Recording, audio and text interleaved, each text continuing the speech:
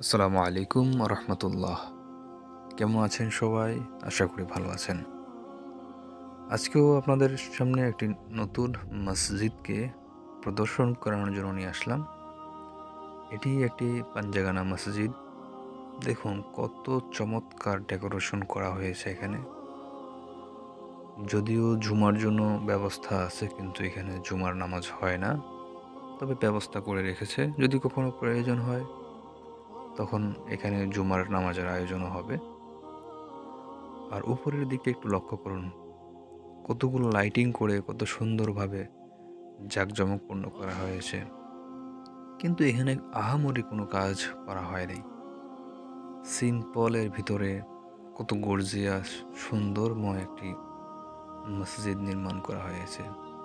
এই যে পিছনের অংশ দেখছেন, এখানে কিছু কোরআন শরীফ রাখার জন্য বক্স দেওয়া আছে, কিতাবাদি রাখার জন্য বক্স আছে। জামাত শেষ হওয়ার পরে যখন কেউ পরে আসে বা জামাত চলাকালীন শেষ পর্যায়ে আসে, তারা পিছনে জামাত করে। দেখুন, আমার কাছে মসজিদটি খুবই অসাধারণ লেগেছে। এই যে ছোট ছোট স্পিকারগুলার কত সুন্দর সাউন্ড!